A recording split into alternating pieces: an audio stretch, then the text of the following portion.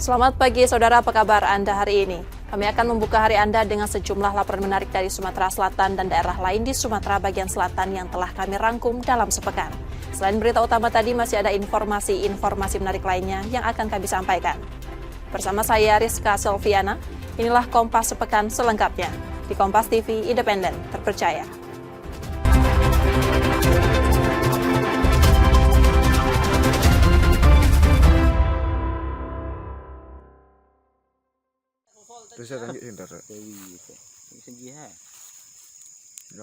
Seorang warga Mendo Barat, Bangka dilaporkan hilang saat memancing di Sungai Limbung bersama 4 rekannya. Mereka sempat berpencar sebelum terdengar teriakan dan gemuruh air dari arah korban. Saat didatangi, korban tak ditemukan, hanya senter miliknya yang mengapung di tepi sungai. Lokasi tersebut dikenal sebagai habitat buaya. Korban diduga diserang predator tersebut. Tim SAR gabungan telah berhasil menemukan korban atas nama Jauhari, di mana korban ditemukan pada pukul kurang lebih 9:10. Setelah ditemukan, jenazah langsung kami evakuasi dan kami serahkan ke pihak keluarga. Tim SAR menyisir sungai hingga akhirnya menemukan korban dalam kondisi meninggal dunia. Warga dibawa waspada saat beraktivitas di kawasan sungai. Nanda Ardiansyah, Kompas TV, Bangka, Bangka Belitung.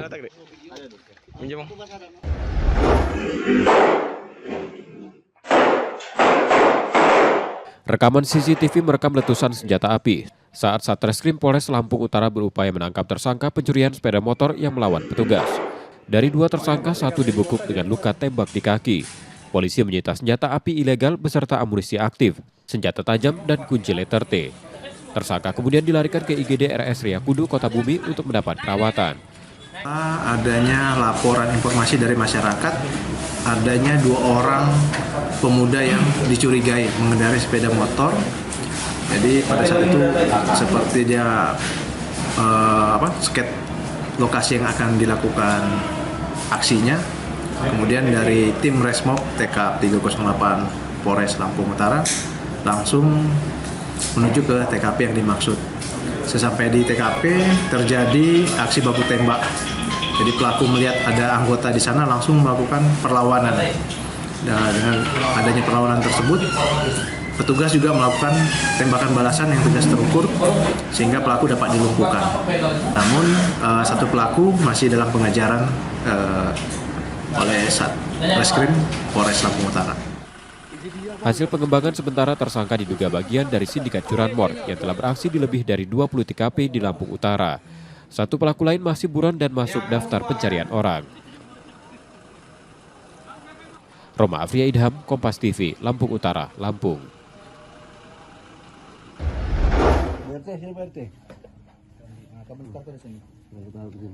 Seorang pemuda ED ditangkap di rumahnya di Kacang Pedang, Pangkal Pinang karena diduga mengedarkan sabu. Polisi menyita 91 paket kecil dan 2 paket besar sabu seberat 27 gram yang disimpan di lemari. Mana dari tangan tersangka kita berhasil menyita 91 bungkus narkotik dan 2 narkotika jenis sabu, 2 bungkus besar narkotika jenis sabu yang mana berat seluruhnya sekitar 27 gram. Menurut keterangan tersangka ED, barang tersebut didapat dari tersangka W alias B yang saat ini sedang kita lakukan pengembangan. Tersangka kini ditahan di Polresta Pangkal Pinang, sementara pemasoknya masih dalam pengembangan. Nanda Ardiansyah, Kompas TV, Pangkal Pinang, Bangka Belitung.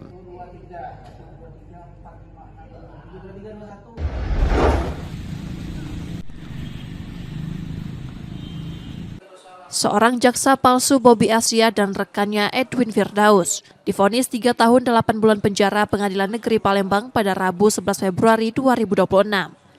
Mereka terbukti memeras kepala dinas di Kabupaten Oki, menerima uang 21,5 juta rupiah dengan janji menuntaskan kasus korupsi. Kedua terdakwa juga diwajibkan membayar denda 50 juta rupiah. Jika tidak dibayar, diganti 50 hari penjara.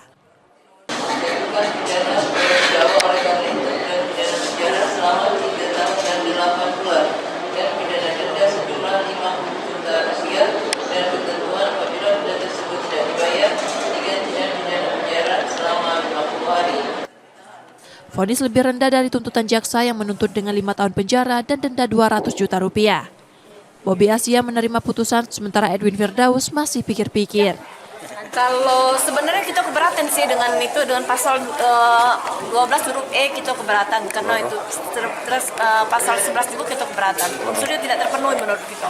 Langkah selanjutnya Kalau si Bobby menerima, tapi kalau Edwin kan dia pikir-pikir. Tadi pasal berapa? Jadi Pasal 11, jadi pasal alternatif bukan pasal yang dituntut oleh jaksa penuntut. dakwaan alternatif ya? Iya. Pasal 11. Pasal Dua-duanya? 11. Dua-duanya? Iya, Ya, dua-duanya 11. Kasus ini mencuat setelah keduanya ditangkap Kejati Sumsel pada Oktober 2025. Yudi Kiswanto, Kompas TV, Palembang, Sumatera Selatan. Bang, siapa aja udah ditipu, Bang?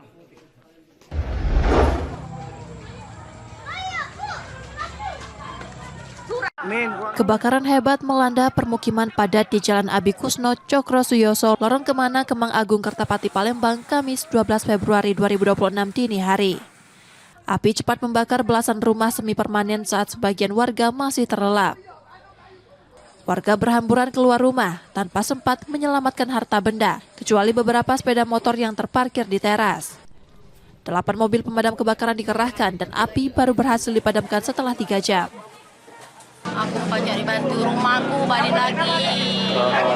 Terus apa lagi? Isi dalamnya yo, balik ke lagi. Itu rumah kita ludes juga? Ludes. Nah, untuk tinggal tempat dapur, baik. tinggal dapur. Nah, untuk tinggal sendiri kita mengungsi atau bertahan di rumah? Mengungsi gitu. Mengungsi di mana? Sungki. Tempat siapa itu? Tempat keluarga. Numpang. Oh, habis rumah kita ini. Iya, kecilnya dapurku itu. Udah muat nanti itu. Kita sempat nyelamatin barang berharga atau enggak? Ada motor tuh lah. Motor buru itu jadilah. Sebanyak 41 jiwa kehilangan tempat tinggal dan terpaksa mengungsi ke rumah kerabat. Untuk sementara mereka mengungsi ke tempat terdekat atau di masing-masing keluarga, dan kami juga akan mengkoordinasikan juga dengan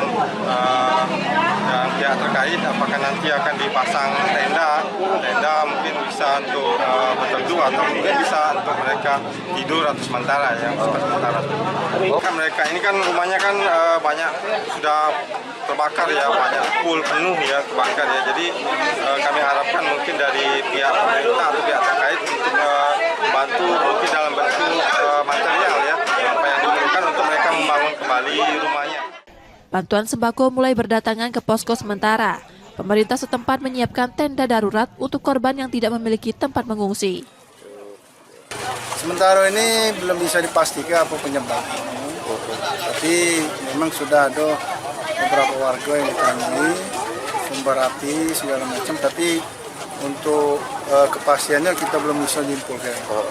Ada korban jiwa, Komandan? Korban jiwa nih. Tidak ada korban jiwa dalam peristiwa ini. Polisi masih menyelidiki penyebab kebakaran. Yudi Kiswanto, Kompas TV, Palembang, Sumatera Selatan.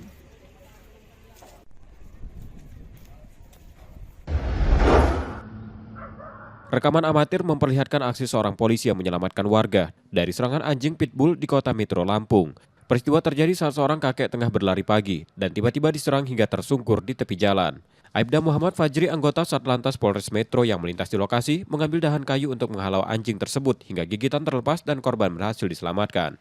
Korban mengalami luka gigitan di lengan dan telah mendapat perawatan medis serta suntikan anti rabies. Di Jalan Air Purwira Negara tersebut melintas kedapatan bapak yang sedang digigit anjing pada saat itu.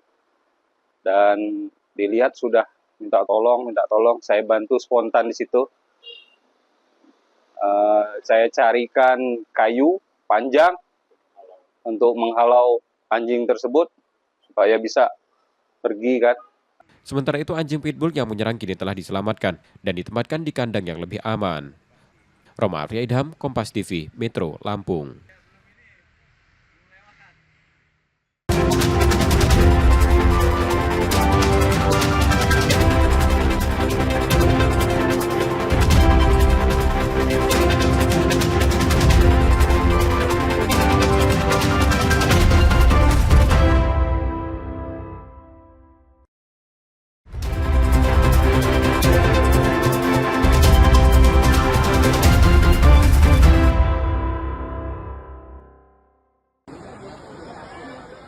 Sebuah mobil angkutan pedesaan terjun ke sungai saat melintasi jembatan gantung di Desa Banjar Agung Ilir, Pugung, Tanggamus, Lampung.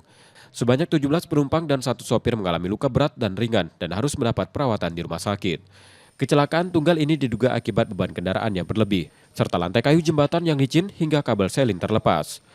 Polisi bersama warga mengevakuasi korban dan mengangkat kendaraan dari sungai sedalam sekitar 10 meter. Ya lumayan juga rame, jadi posisinya penuh, licin ya, lepas lah ini selingnya putus, nggak kuat mungkin ya. Biasanya lewatnya biasa aja, biasanya lewat. Tapi kan nggak ada muatan mobilnya. Akibat kejadian tersebut, jembatan gantung tidak lagi dapat dilintasi.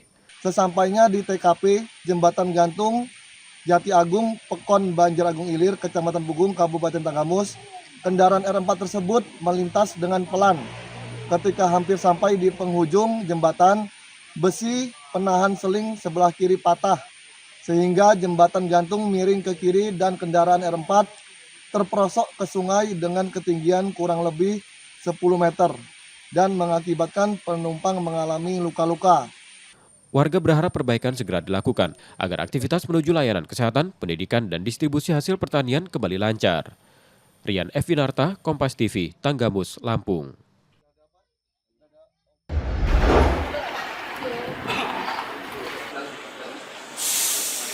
Dalam kunjungannya, Menteri Perdagangan menyebut produksi minyak goreng nasional saat ini melimpah.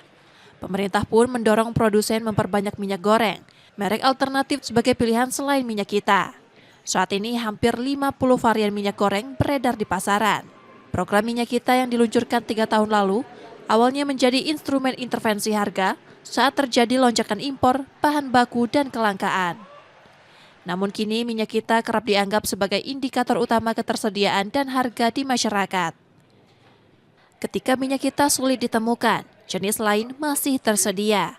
Faktor ekspor crude palm oil turut memengaruhi pasokan dalam negeri, sehingga pemerintah mendorong diversifikasi produk.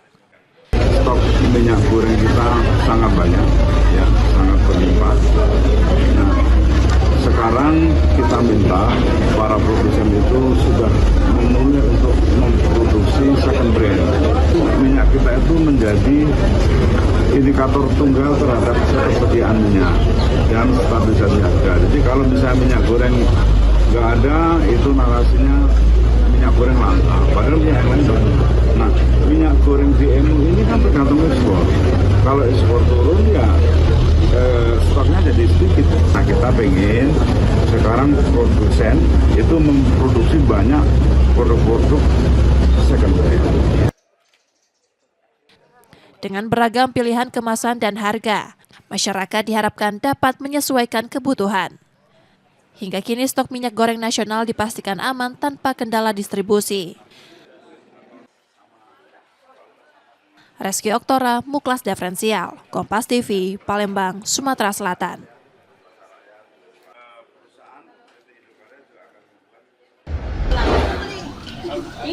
Di Pasar Kilometer 5 Palembang, Menteri Perdagangan Budi Santoso melakukan pemeriksaan harga kebutuhan pada Kamis 12 Februari 2026 pagi. Selain berinteraksi dengan sejumlah pedagang, Mendak juga membeli beras dan ayam potong untuk dibagikan pada warga di pasar tersebut. Dari pantauannya di Pasar Palembang ini, sejumlah harga kebutuhan naik, namun masih di bawah harga eceran tertinggi seperti telur, daging ayam, bawang putih dan merah, serta daging sapi. Hanya cabai rawit merah yang naik di atas HET akibat cuaca di sentra produksi. Kami sudah koordinasi ya, jadi sebenarnya panennya nggak ada masalah. Cuman karena proses memanennya itu karena sering hujan jadi terlambat. Jadi yang lainnya harga-harga relatif normal dan bagus sekali Pak. Terima kasih Pak Wali yang minta tolong Pak dijaga terus sampai aman.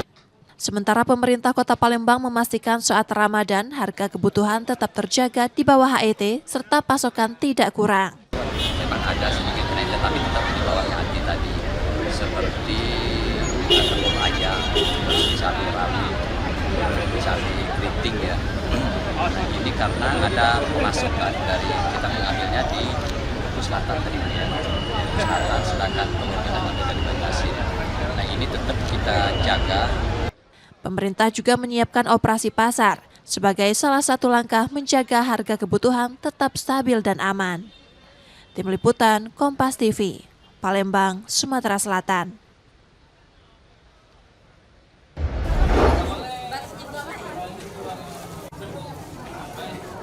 Menjelang Ramadan 2026, pemerintah Kota Palembang kembali menggelar pasar murah untuk menjaga daya beli masyarakat.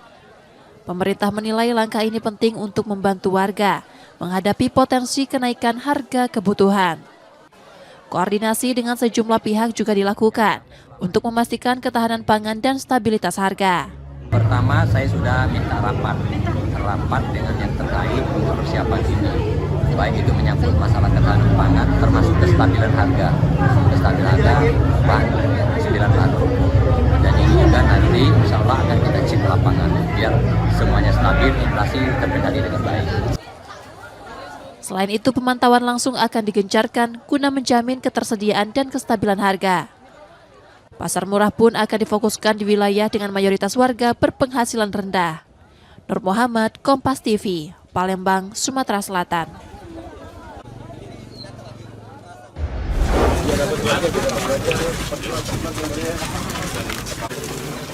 Menteri Koordinator Bidang Infrastruktur dan Pembangunan Kewilayahan Agus Hartimurti Yudhoyono meninjau jembatan Musi 5 bagian dari Tol Kayu Agung, Palembang Betung. Proyek ini diharapkan mengurai kemacetan jalan lintas timur dan memangkas waktu tempuh Palembang Betung dari 3 hingga 4 jam menjadi sekitar 1 jam. Jembatan sepanjang 1,6 km ini ditegaskan AHY vital untuk konektivitas wilayah dan bagian dari Tol Trans Sumatera dari Lampung hingga Aceh. Kita sebentar lagi juga akan menghadapi Lebaran, berarti akan ada arus mudik, arus balik, dan insya Allah sebelum itu terjadi ini sudah bisa difungsikan ya sebagai jalan tol fungsional.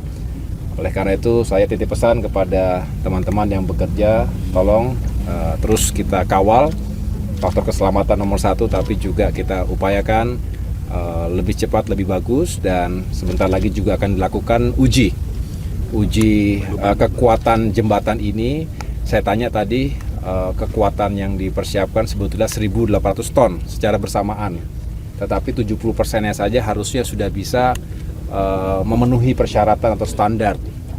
Artinya kurang lebih 1.200 ton atau 40 kendaraan dump truck di saat yang bersamaan. Pemerintah menargetkan tol dapat difungsikan 10 hari sebelum Lebaran. Proses pembebasan lahan terus dikawal agar pembangunan berjalan lancar dan aman. Tim Liputan Kompas TV, Palembang, Sumatera Selatan.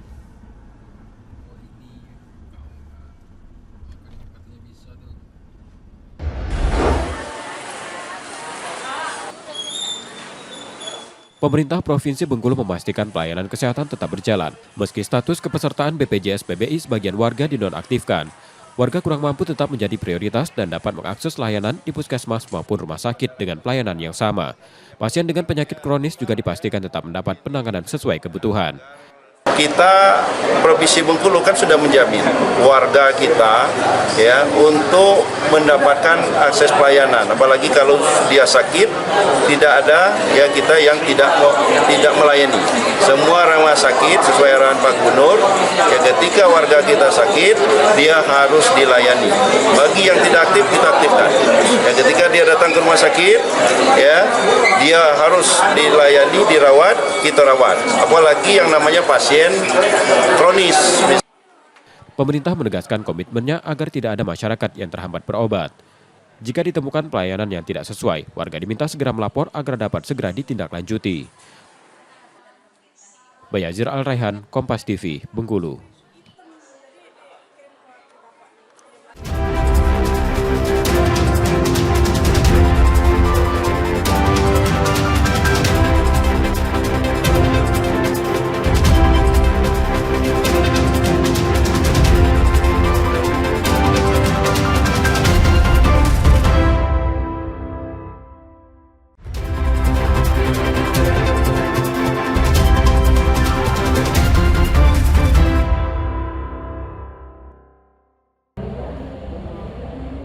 Penonaktifan peserta penerimaan bantuan iuran BPJS Kesehatan oleh pemerintah pusat per 1 Februari 2026 memicu kekhawatiran termasuk di Sumatera Selatan.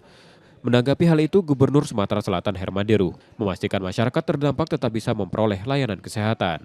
Warga diminta segera melapor ke pemerintah kabupaten dan kota untuk memanfaatkan program Sumsel Berkat. Untuk masyarakat yang mungkin terkena dampak penghapusan dari pusat itu yang tergolong dalam 11 juta itu, kalaupun ada di Sumatera Selatan, segera melapor di pemerintah daerah masing-masing, kabupaten kota, bisa juga ke provinsi. Kita cover dengan Sumsel Berkat. Program berobat cukup dengan KTP yang diluncurkan pada September 2023 ini menjadi langkah Pemprov Sumsel dalam menjamin akses kesehatan yang merata. Muhammad Reza Pahlevi, Kompas TV, Palembang, Sumatera Selatan. Rangkaian hari ulang tahun ke-80 dan menyambut Ramadan, Korem 041 Gamas menggelar bazar pasar murah dan UMKM selama 2 hari terbuka untuk umum. Stand UMKM disediakan gratis. Kebutuhan pokok dijual lebih murah dari pasaran, seperti beras SPHP 5 kg Rp58.000 dan telur ayam mulai Rp23.000 per kilogram. Kegiatannya ini dalam rangka rangkaian kegiatan ulang tahun Korem 041 Gamas yang ke-80.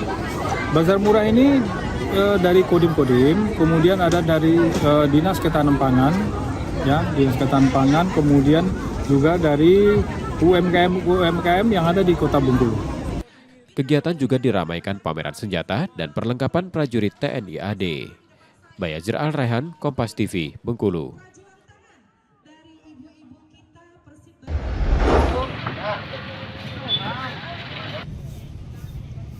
Ratusan personil Kodam 21 Radin Inten menggelar aksi bersih sampah di Pasar Pasir Gintung, Bandar Lampung. Aksi ini menjadi respons atas instruksi Presiden untuk mewujudkan lingkungan yang bersih dan bebas sampah. Pembersihan difokuskan pada area utama pasar, serta tumpukan sampah di aliran sungai sekitar yang selama ini menjadi sumber pencemaran. Aksi melibatkan TNI, Polri, BPBD, serta Dinas Lingkungan Hidup Lampung dan Kota Bandar Lampung. Dengan isu kesehatan, dengan isu sosial, ya, kalau kita sudah bisa menjaga kebersihan atau mungkin tidak bisa menjaga kebersihan, otomatis lingkungan akan kotor, banjir di mana-mana. Kemudian nanti setelah sampah-sampah ditumpuk tidak bisa ditanggulangi secara profesional, ya, sehingga akan menimbulkan penyakit, ya, sehingga nanti ke depan kaitannya dengan isu sosial, masyarakat kita tidak sehat, masyarakat kita tidak produktif karena kesehatannya terganggu, ya, itu. Jadi mari saya menghimbau kepada seluruh masyarakat khususnya di Provinsi Lampung ini untuk senantiasa membuang sampah pada tempatnya, kemudian menjaga kebersihan lingkungannya, sehingga kita ke depan Provinsi Lampung bisa bersih, sehat, produktif masyarakatnya, sehingga bisa mencapai Indonesia Emas tahun 2024. Dari kegiatan ini diharapkan kesadaran masyarakat menjaga kebersihan semakin meningkat dan tercipta pasar yang bersih, sehat, serta nyaman. Roma Afria Idham, Kompas TV, Bandar Lampung, Lampung.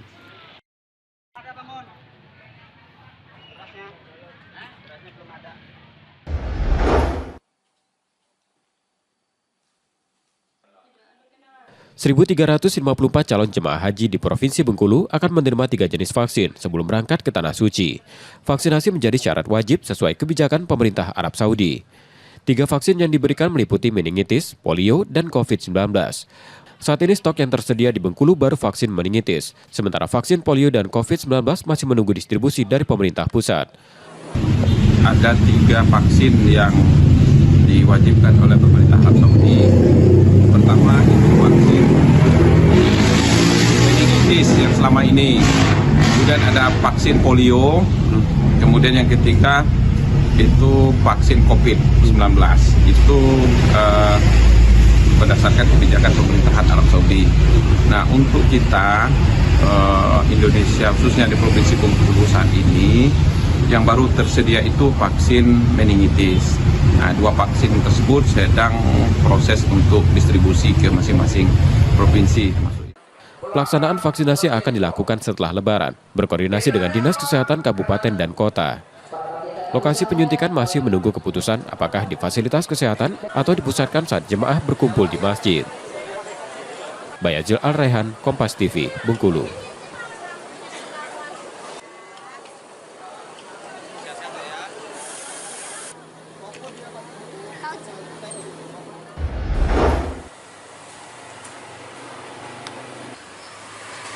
Sebanyak 75 dari total 3.809 kendaraan dinas milik pemerintah Provinsi Bengkulu ditahan sementara BKAD. Kendaraan roda 2 dan 4 itu ditertibkan karena menunggak pajak dan sebagian sudah tidak lagi beroperasi. Langkah ini menjadi bagian dari penataan aset daerah agar pengelolaannya lebih tertib dan akuntabel. Penahanan dilakukan untuk memudahkan pendataan, verifikasi, serta penilaian kondisi kendaraan. Selanjutnya, pemerintah akan menentukan status masing-masing unit, mulai dari perbaikan, penyelesaian tunggakan pajak, hingga penghapusan aset sesuai ketentuan. Kita menata kendaraan yang tidak sesuai peruntukan, yang tidak dirawat dengan baik, atau tidak lagi dioperasionalkan oleh dinas. Kebetulan kalau melihat jumlah kendaraan kita 3.809 kendaraan yang tercatat di kartu inventaris barang kita. Seluruh OPD diimbau lebih disiplin dalam merawat kendaraan dinas dan memenuhi kewajiban pajak agar aset daerah dapat dimanfaatkan secara optimal untuk pelayanan publik. Bayazir Al-Raihan, Kompas TV, Bengkulu.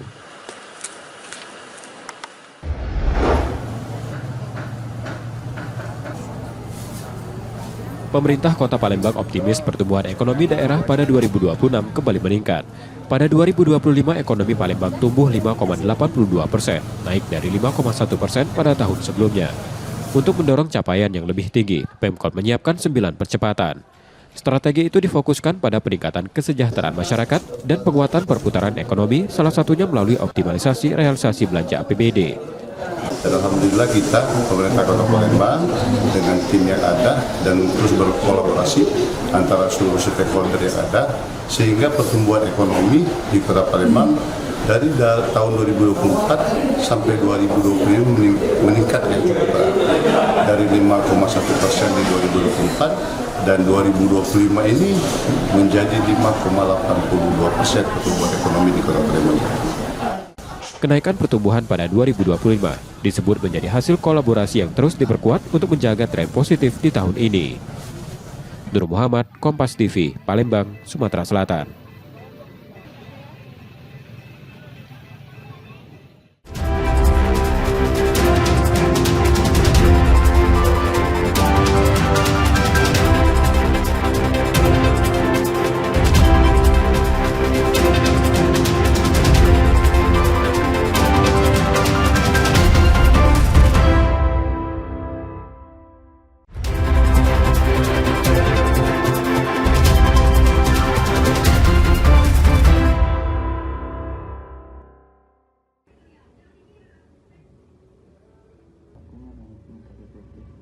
Pelarian David dan Erik berakhir setelah ditangkap polisi terkait pencurian mobil di kafe kawasan Demang Lebar Daun, Palembang, 13 Januari 2026.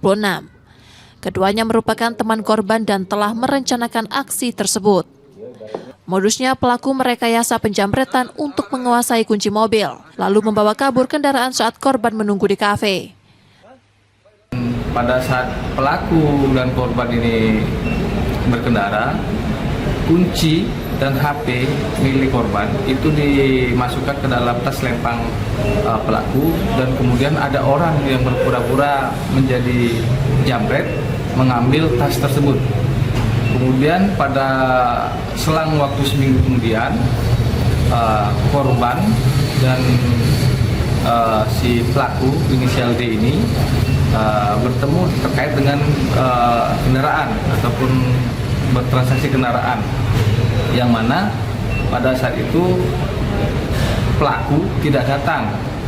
Kemudian si korban sudah menunggu, dan kemudian karena sudah lama menunggu, korban keluar dari kafe di daerah Demang, dan terlihat di sana kendaraan korban sudah tidak ada. Ditemukan bahwasanya kendaraan tersebut diambil dengan menggunakan kunci duplikat dari kendaraan tersebut.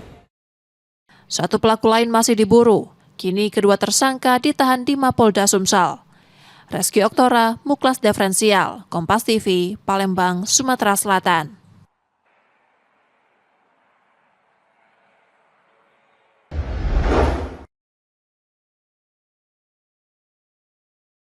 Rekaman kamera pengawas minimarket di kawasan Sako Palembang merekam aksi pencurian sepeda motor.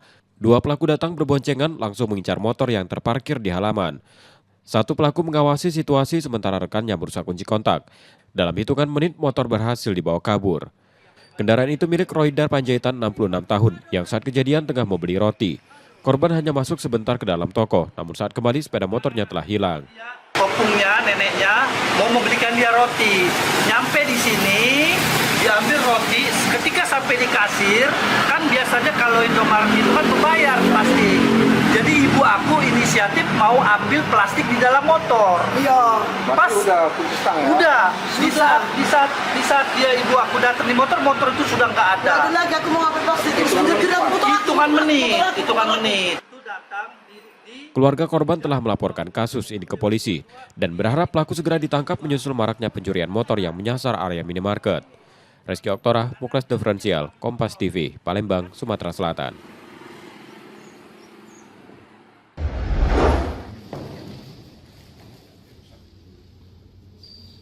Polres Muaro Jambi mengungkap 10 kasus peredaran narkoba dengan 12 tersangka. Polisi menyita 129 gram sabu dan 4,5 ribu butir pil ekstasi. Operasi terus ditingkatkan untuk menutup ruang gerak peredaran narkoba di wilayah ini.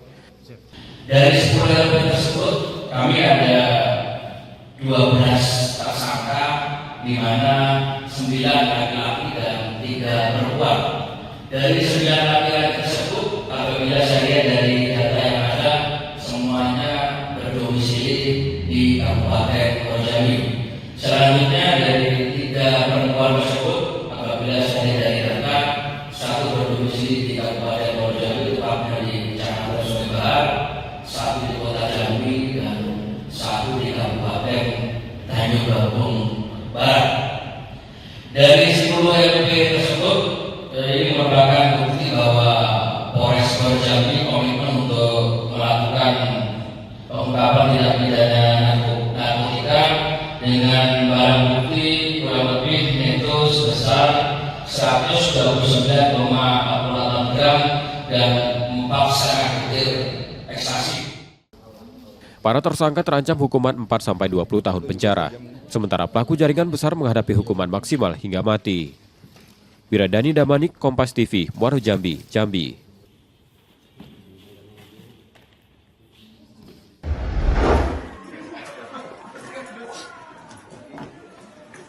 Usai diperiksa 7 jam, mantan Bupati Bengkulu Utara 2005-2015 IR resmi ditetapkan sebagai tersangka dugaan korupsi pertambangan.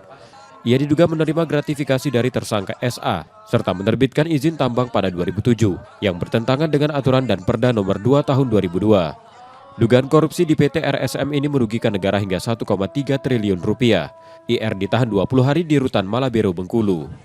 Hasil penelitian lapangan yang dilaksanakan oleh tim dan tidak dikenakannya biaya 10% dari nilai transaksi pemindahan kuasa pertambangan dari PT Niaga Pratama kepada PT Ratu Samban Mining serta adanya aliran uang sejumlah 600 juta rupiah dari saksi Sony kepada para tersangka, yaitu tersangka IR maupun tersangka FM.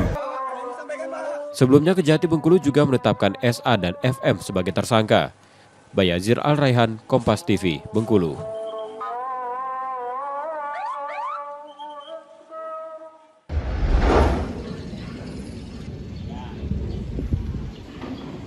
Kelenteng Chandra Nadi yang juga dikenal sebagai Kelenteng Dewi Kwan Im menjadi salah satu simbol akulturasi budaya, Tionghoa dan lokal di Palembang.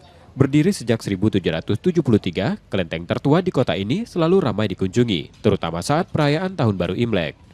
Menyambut Tahun Kuda Api, kawasan ibadah di 10 Ulu itu mulai berbenah. Lampion dipasang, perlengkapan ibadah disiapkan, hingga ritual memandikan patung dewa-dewi dilakukan sebagai simbol penghormatan dan penyucian diri. Kita punya serangkaian kegiatan dimulai dari bersih-bersih, persiapan tempat alat-alat sembahyang seperti garu, kimcua dan lainnya. Dan puncaknya hari ini kita melakukan bersih-bersih Rupang. Juga kita sudah siap untuk menyambut Hari Raya Imlek yang nanti jatuhnya tanggal 17 Februari. Puncaknya mungkin jam 12 malam, tanggal 16 menuju tanggal 17. Pasti banyak umat yang datang untuk menyambut tahun baru, mengucapkan terima kasih kepada dewa-dewa atas hasil yang telah diterima tahun sebelumnya dan berharap tahun depan itu lebih bagus. Umat diharapkan dapat beribadah dengan hikmat dan nyaman. Imlek tahun ini pun diharapkan membawa harmoni dan keberuntungan bagi masyarakat. Muhammad Reza Pahlevi, Kompas TV, Palembang, Sumatera Selatan.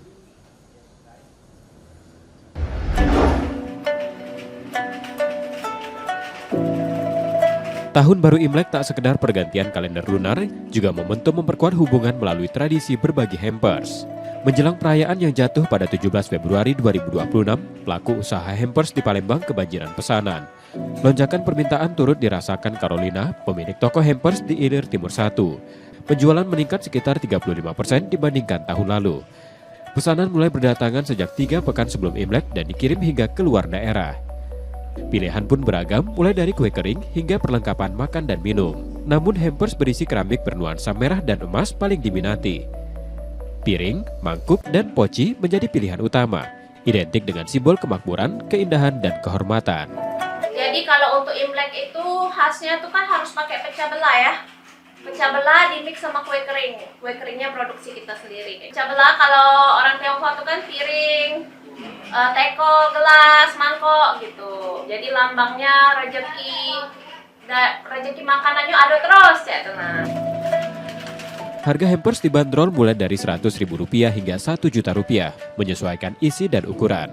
Lebih dari sekedar hadiah, hampers Imlek menjadi cara sederhana menyampaikan doa dan harapan baik di awal tahun yang baru. Rizky Oktora, Muklas Diferensial, Kompas TV, Palembang, Sumatera Selatan.